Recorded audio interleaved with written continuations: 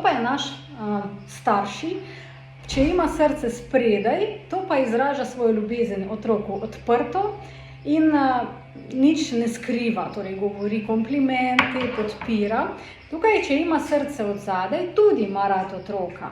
Samo tega ne pokaže in ne izraža odprto. Torej, zdaj sva se zmenila. Prvi otrok je naš rumeni Janezek, ki odrašča v otroštvu in pride, mami, jaz sem naredil 4, super je. Zakaj pa samo 4?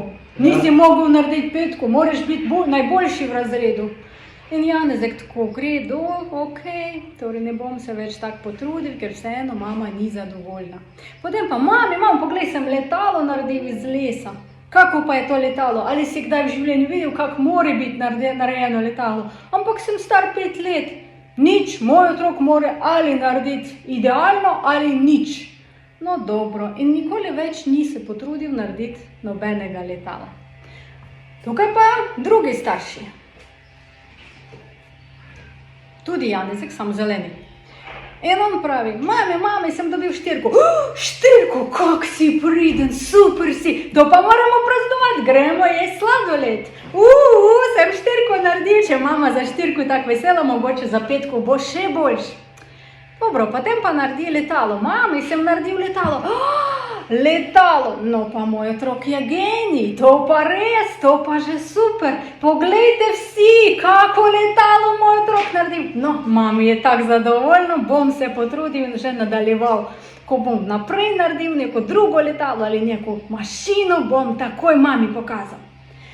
Seveda, če otrok zrašča z eno mami, z odprtim srcem, ki izraža svojo ljubezen in ki pohvali pogosto, ima eno samopodobo in samozavest.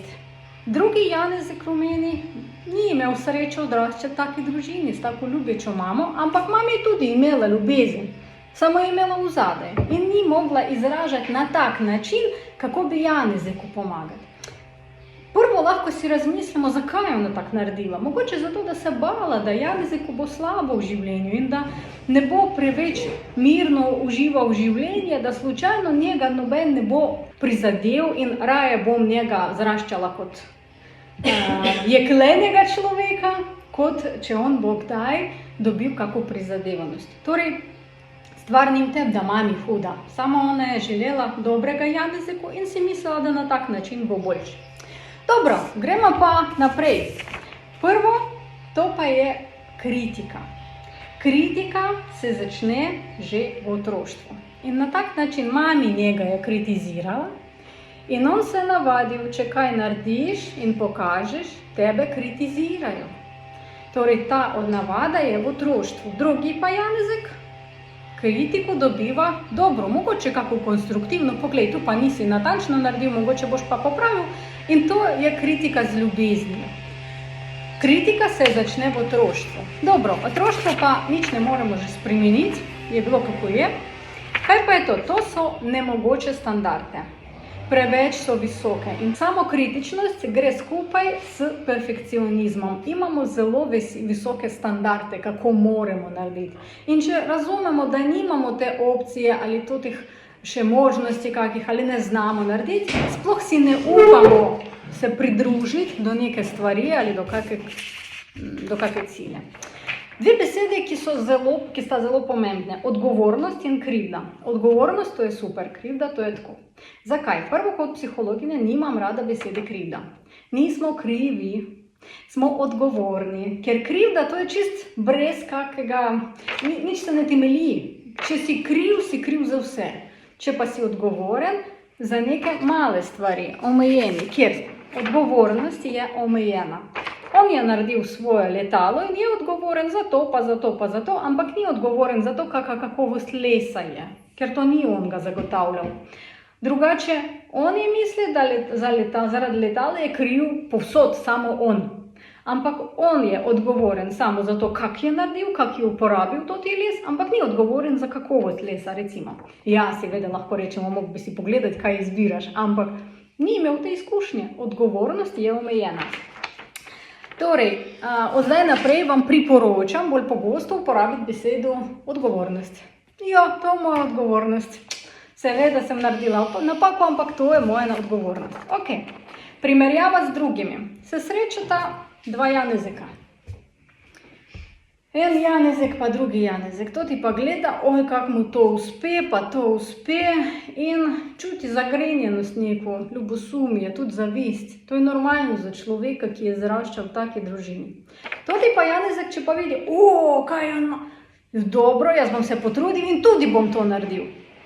Torej, to motivacija. Torej, imamo dve opcije. Če se primerjamo z drugimi, ali izkoristimo to primerjavo za motivacijo, za izboljšanje, ali izkoristimo to samo za zavest. Zavest nam nič ne da, samo občutek zakrenjenosti, nič več. Ampak nam da možnost za motivacijo. Torej, če on je zmagal v tem, jaz pa bom tudi se potrudil. Nismo se naučeni v otroštvu se motivirati, če vidimo nekaj, kaj bi nam tudi to uspelo, ker človek čuti v sebi ta možnost, da jaz bi tudi to zmagal v tem. Zakaj pa ne bom probal? In če čutimo, da jaz imam tudi ta talent, drugi pa to izkorišča v svojem življenju, zato mogoče čutimo zavest, ker to nam pokaže, da ti tudi znaš, ti tudi lahko to narediš. Torej, lahko zavest izkoristimo kot občutek, v meni to tudi je, bom se potrudil in mogoče bo šlo. Dobro, zdaj pa težka tema. Dolgotrajna samokritičnost. To prevzame vse od nas. Mi potem, če imamo kako v življenju tudi možnost za osebno rast, za vse, si ne upamo delati. Ker če tako dolgo se in potem nekaj malega k nam pride, mi nimamo moči za to, ker že nič ne bom, nimam za to moči. Torej, to negativno vpliva na naše samospoštovanje. Če potem človek, to je rumeni Janezek, ki ima slabo samopodobo, ki tako dolgo imel samokritičnost, potem če vidi cilj, tudi po njegovih močeh cilj, potem vseeno misli, to mi ne bo uspelo, ker ima veliko slabih misli o sebi. On ne verjame vase samo zaradi tega, da predolgo čutil to samokritičnost. No dobro, zdaj pa vidimo in razumemo zelenega Janezeka pa rumenega. In zdaj pa toti zeleni pozna, da dobro, bom ga naučil, ker on moj prijatelj, on mora živeti na drug način. Poslušaj, od zdaj naprej živimo na drug način. Zlata pravila življenja. In on njemu pravi, prvo, če se kritiziraš na eno kritiko, moraš dati 8 komplimentov. In zdaj z vami bomo se potrudili. Prvo, on se kritizira, recimo, slabo sem naredil letalo iz lesa. Lahko si predlagamo njemu 8 komplimentov. Kakšnakoli. Dobro si izbral les, vseeno dobro si izbral lepilo. Tako, ideja tudi je dobra, dobro si potrudil, toliko časa si potrpežljiv. Koliko še? 4. Tako, dobro si pobarval, kaj še? Ja, pravi primer za to. Dobro, torej 8 komplimentov smo mu povedali. Kako pa mislite, če je bila ena kritika in 8 komplimentov on je dobil, že zdaj boljše se počuti? Ne. Malo je, najbrž pridobil na svoje. Kaj mu lahko pomaga, da se boljš počuti? Kako lahko vidi svojo vrednost, da je tudi naredil isto letalo kot zeleni? Izboljšati izdelek, recimo. A če je isto naredil, to ti tudi? Samo tega so pohvalili, tega pa ni. Kaj pa? In zato vidi zavest, ko on ima isti, zakaj pa jaz? Obim pa še enkrat pohvala. Še enkrat pohvala, še eno pohvala. Veš, meni je zelo všeč tvoje letalo. In moja mami tudi je rekla, da je super letalo. Samo mi pogosto pričakujemo od tega staršega, da naj on me pohvali. Ampak tudi, če se odraščamo, potem pa mi pričakujemo pohvale kao od staršega, da enkrat bo zgodilo. Včasih ljudi imajo izgorelost v službi samo zaradi tega, da naš starši nas enkrat v življenju pohvali. Enkrat me boš pohvalil, bom ti dokazal. In tako lahko umreš od dela, samo zato, da nikoli ne boš dočakal tega. Ampak moramo spomniti, da če zdaj imamo te občutke, da recimo naš Janezek že odrastel, ima 50 let star, že odrasli moški, lepi, vse, samo spomniš, ja, mami me ne pohvali. To ni to ti odrasli moški pričakuje pohvale. To pričakuje ti mali Janezek, ki živi tukaj, notri. In on pričakuje, da njega on pohvali. Mi ne moremo ga spremeniti, ampak lahko si zraščamo notranjega staršega. In naš notranji starši, taki starši oče, Pravi, Janez, ti si super, super si naredil, jaz sem tvoj starši notranji in zdaj tvojemu notranjemu otroku bom povedal, da si super. Enkrat boš rekel, dvakrat boš rekel, trikrat, kot 1000krat boš rekel. Notranji Janezek že bo tak počasi. Dobro, deluje. Če večkrat ponovimo kompliment samemu sebi, ne moremo na njega vplivati. To je druga oseba, ampak si lahko s tem pomagamo. Tudi ena stvar, je taka filozofski stavek, da nismo prišli sem v toti svet od totih starših. Smo prišli skozi njih in smo otroci Boga in Bog nas ima rad kot svojega najboljšega otroka.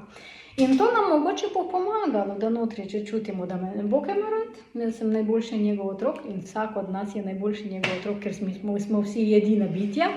Torej, lahko mogoče to nam pomaga. Vseeno, kakšni resursi si izberemo, glavno, da deluje. Dobro, še naš zeleni Janezek ima še eno učno uro za svojega prijatelja in si pokaže, dobro, če si naredil to, kar ste rekli, 90% dobro, 10% recimo slabo, moramo se osredotočiti na to, kar je dobro. Takrat moramo se veseliti uspeha in doživljati svoj uspeh in imeti dobro volje zaradi tega. Če pa bomo se osredotočili na majhnih pomanjkljivostih, potem pa bomo imeli slabo volje. In on njemu reče, jaz tebe nakazujem, od zdaj naprej imaš pa to. Kakor dobro si naredil na 40%, na 30% dobro se osredotoči na teh 30%, se pohvali. Potem boš se naučil od tega in boš delal. Problem naš je v tem, da mi smo emocionalni. Logično vse razumemo. Zdaj, ko govorimo o Janezekah, vse je logično, vse je razumljivo. Samo, ko govorimo o svoji duši, o svojih čustvah, to pa nam je težko. In ker smo emocionalno notri v situaciji. Če smo ven, lahko si predstavimo, če kadarkoli v življenju bomo imeli kakšno težavo, si predstavimo, da ni to naša težava, to pa je težava Janezeka. In od zdaj naprej pride k Janezek po zeleni Janezek, ki njemu reče, kaj se je zgodilo, povej. In on njemu pove, kaj se je zgodilo. In on njemu predlaga kako rešitev, ker to, kar se z nami zgodilo, če si predstavimo, da to se je zgodilo z drugim človekom, bomo ga podpirali, bomo mu pomagali, bomo dali kakor dobro nasvet. Če pa se je zgodilo z nami, tukaj gre toti trafaret, toti šablon, osnutek ali pohvale ali zavrnitve, to ni v redu. In to je emocionalni iz otroštva. Torej, za svoje prijatelje smo najboljši prijatelji, njih podpiramo, smo dobri, krasni komplimenti za njih damo. Če gre za nas, nismo prijatelji zase. In to pa je velik problem. Od zdaj naprej vam priporočam uporabljati nova pravila življenja, zlata pravila življenja zelenega Janezeka. In včasih, če se zgodi kakšna misel, to pa si slabo naredil. Ne, to pa je rumeni Janezek. Od zdaj naprej pride njemu na pomoč zeleni Janezek in bomo že rešili.